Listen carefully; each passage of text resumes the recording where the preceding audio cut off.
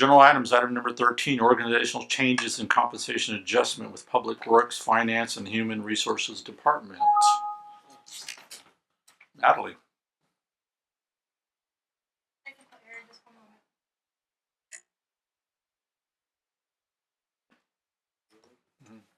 had a feeling on it, didn't I?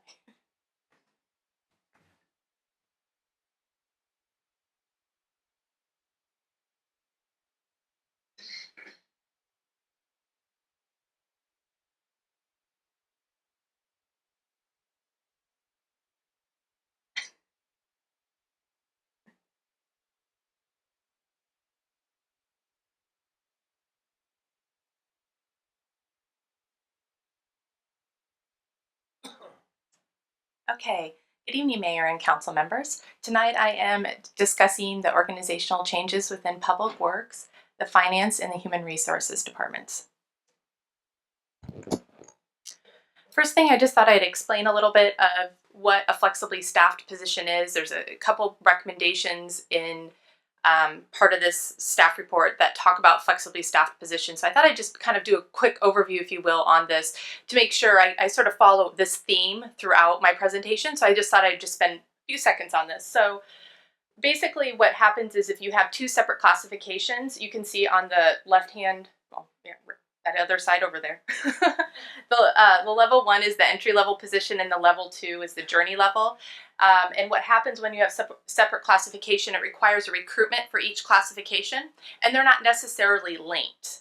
When you have a flexibly staffed classification, it allows for opportunity for growth within the position and development. And so if there's a natural development in the entry level to the journey level, the employee can transition as the job description allows. The first part of this staff report is for the Public Works Department. It's in the Facilities Division. The recommendation is to do a classification consolidation while meeting operational demands.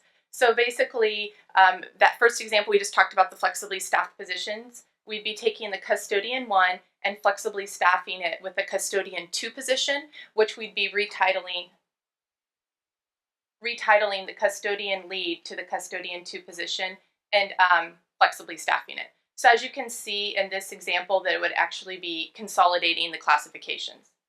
And the next, one of the other recommendations as part of this is taking the custodial supervisor and the facility manager and merging them into the facility maintenance supervisor position. It would have the salary schedule of the current facility manager now as it stands. And this is a comparable study that we have looked at, comparable salary. The other item that's going on in Public Works is for the wastewater division. The recommendation is to approve a 10% salary increase for the wastewater operator series. The reason why this is so critical is we have 3 vacancies in this series. Additionally, in May of 2014, I completed an analysis of recruitments since 2008. And the wastewater operator series was identified as an area that we had concerns about in terms of recruiting qualified candidates in the future. And additionally, on top of that, we now have 3 vacancies. At the time of my analysis, when I had identified this was an area of concern, we had 1 vacancy. We have now 2 additional vacancies. So obviously this is a concern for us. We feel that with the 10% salary increase, this would be necessary to recruit and retain the necessary operators we need to fulfill the plant's operational needs. The switching over to a completely different department, now we're talking about the finance department. The recommendation here is to approve a flexibly staffed informational services tech 1-2 classification. Just going back to that first flexibly staffed example that I used, you can see that the current classifications are 2 separate classifications. However, it has been determined that, that it would be better serve the city that if it was a flexibly staffed position. This would allow for more professional growth opportunities and also be more consistent with city standards. City standards are to use the flexibly staffed series. We have them throughout the city.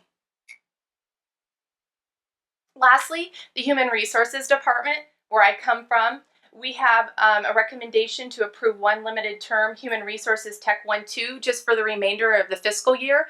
We have 36 currently, which is always changing. We have 36 vacancies citywide.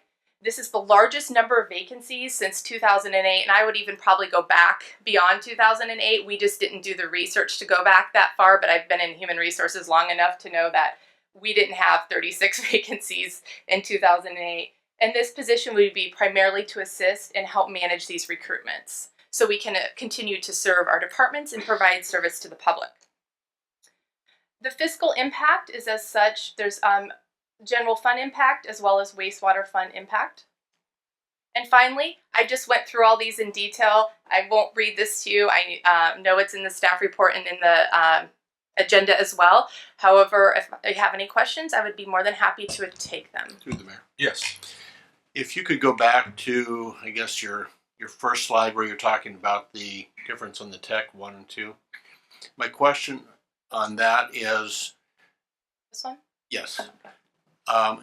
has the labor representation, are they okay with these changes? Yes, I've spoke with them on the phone several times, and they are concerned, and this is one area we do work with the bargaining union on, is the job description. So I did speak with the representative today about the custodian 1-2. We don't anticipate any problems. We are finalizing the other local 1 position, which is the information tech 1-2 job description, but I don't anticipate any problems. And we work well with the bargaining unit, so I don't anticipate any long-term issues. And then the next one is the wastewater. On this one here, could you explain the reasoning why we're looking at 10%, where we're at, and with median to other communities and that type of thing? Yes, so we had an outside consultant do an analysis of comparable agencies to the city's wastewater treatment facility. We have a unique facility. Staff worked in identifying agencies that were comparable to the cities, and we looked at what the base rate and the compensation of those operators. It's sorry to say we were out of range, so that it was identified that we needed to be able to increase the compensation to be able to recruit qualified candidates to be able to fill 3 vacancies. I did look back at my notes from the last recruitment that we did for the wastewater operator series when we had 1 vacancy and we had only 4 qualified candidates apply. So obviously that's a concern. Normally, when we have a recruitment open, sometimes we'll have 75 to 100 candidates apply, what I call qualified candidates apply for 1 position. Thank you. Okay. Through the mayor. Yes. Natalie, in 2008, approximately how many employees did the city have at that time? I would say probably around 303, 310 in there. And currently are full-time positions without the current vacancies? I would say 260. And so we're running substantially low. And one of the areas impacted obviously is our wastewater plant, which I think is one of those critical pieces that we have for the city, because when we don't operate that properly, we face fines for discharge and things like that. So these people are qualified through their job training, Yes. certifications. Yes, through certifications, and it's actually, and Diana could answer more to this, but it's a pretty rigorous process. We have to have a grade 3 operate the plant on their own, and it is a 24-hour coverage, and so we have to have at least a grade 3 operating the plant at all times. And what we have found in the past is that it is sometimes difficult. It's a difficult exam to get there, and it not only requires taking tests, it also requires hours on the job. And hours on the job is quite extensive. It's not just, serve 20 hours and get there. We're talking thousands of hours. So it's quite extensive. Thank you. Mm-hmm. With the mayor. Yes. Additional question on that, Natalie. So is it fair to say that recruits that we're looking at for these positions are people that would have to be employed at some other agency, and so we would have to have the ability to be a better opportunity for them to want to move from there to here? So it's a limited number of people that we can recruit from. It's not like you just hire somebody out of a technical school and Right. that they can fill these positions. Yes, that's correct. Through the mayor. Yes. Is 10% enough? Yes, we believe it is. Mr. Mayor, just to clarify that, I guess I'd agree with Natalie that we believe it is. The proof's going to be in the pudding. So I'm just going to tell you, do not be surprised if months from now, if we need to come back to you, we will come back to you. If in fact we're unable to recruit at that adjusted level. Okay. Any other questions? If not, I've got Elaine Miles who wishes to speak on this item.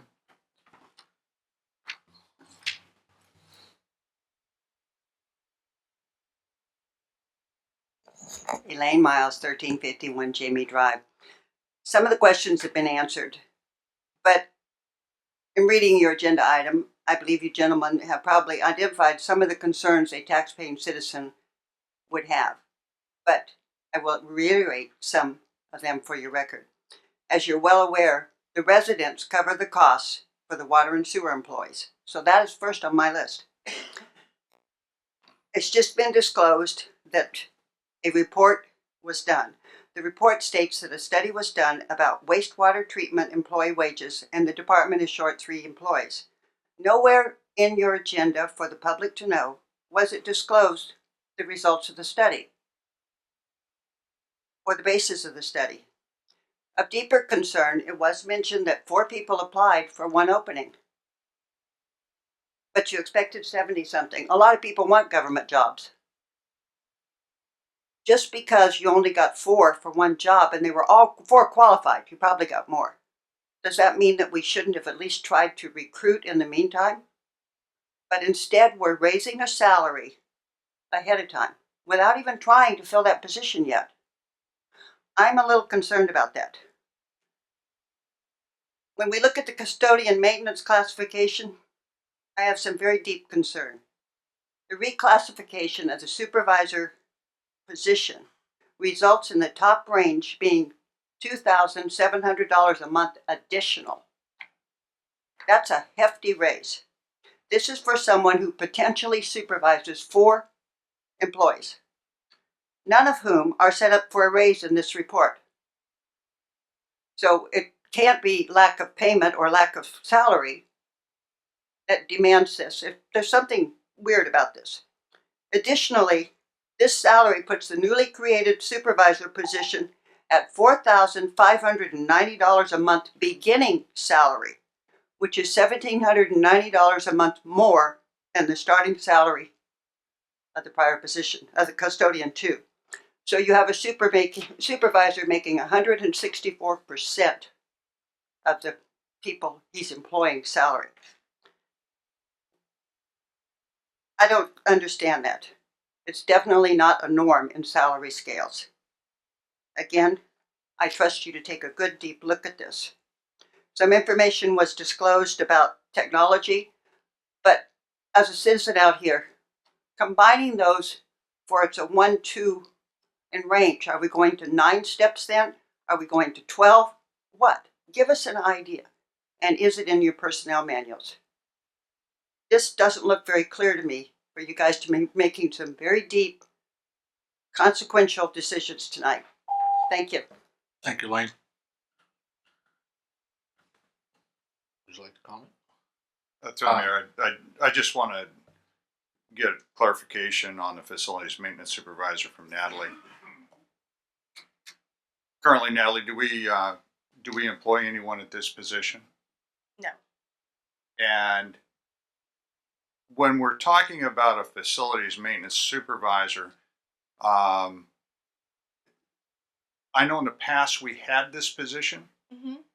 That's correct. and that position is more than a person that simply pushes a broom. Mm-hmm. They are actually overseeing all of the repairs through the facilities.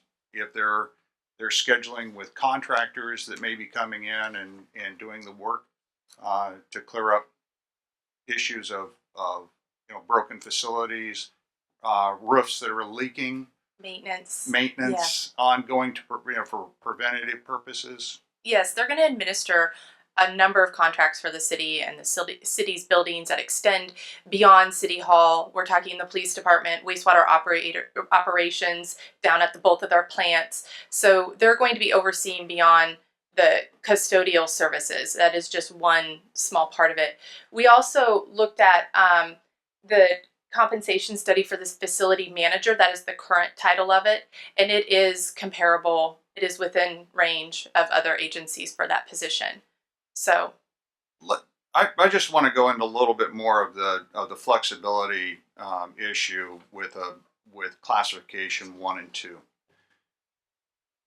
In a job description, if an individual had a job description and they were at a level 1, and we asked them to come and do the function in a 2's position, are they working outside of their current classification? yes, And what's the consequences to that?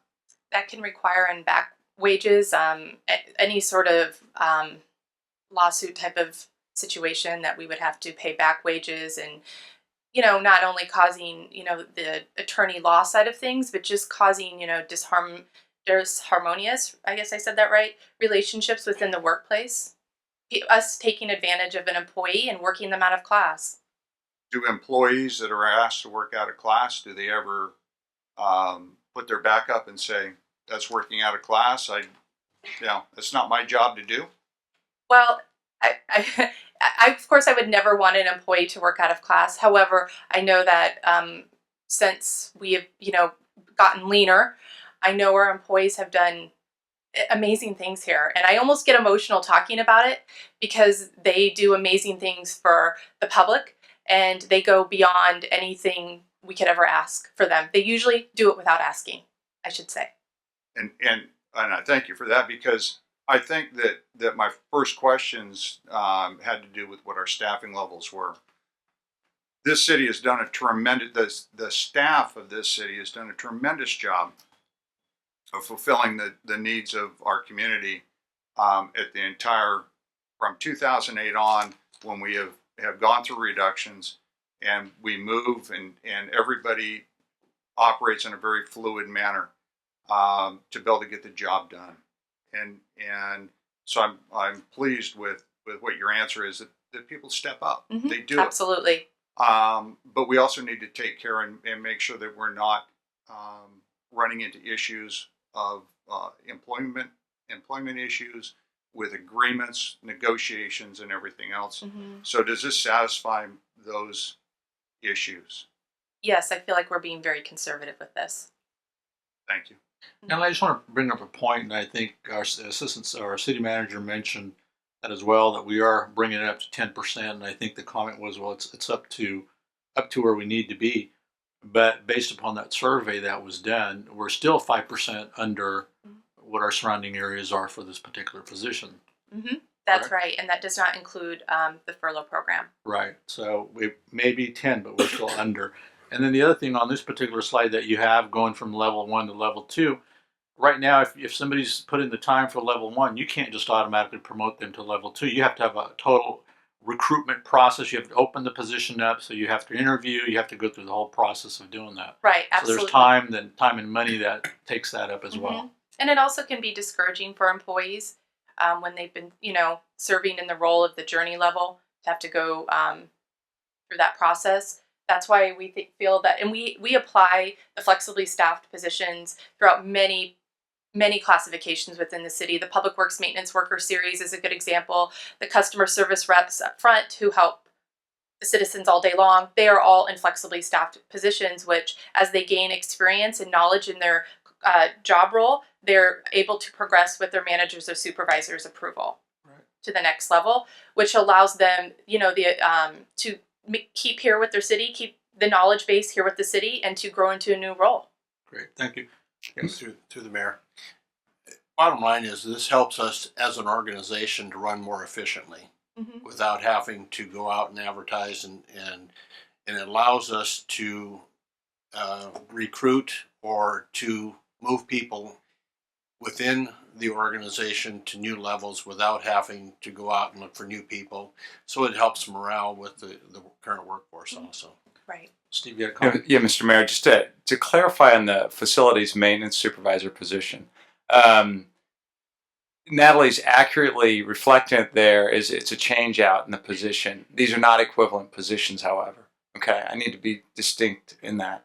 The custodial supervisor played a role in this organization. He oversaw the custodians. He was our super custodian, a remarkable man, did a great job. My expectation is that facilities maintenance supervisor will either come with a contractor's license or have that ability to get a contractor's license. Now, I hire contractors to do work at my home, and for the I think the wage is somewhere on the higher end, $32 an hour, which I think is a well-paying job. Don't get me wrong, but I know the contractors that come to my house at least charge me more than that to do the services in my home. So in order for us to attract a person, and Natalie mentioned that she went out and did the analysis of comparable positions, and it's in the adequate range. For this position, we feel that it's an appropriate level of pay. I would agree with Ms. Miles. If you were to take that position, compare it directly to the old one, it is disparate in pay. But I'm saying that it is also disparate in what the expectation of the role of that person plays. So, thank you. Other questions? Okay. Now, what's the pleasure of the council? Move for approval of the item. I'll second that motion. Got a motion and second. All in favor signify by saying aye. Aye. Motion carries. Thank you, gentlemen. Thank you very, very much.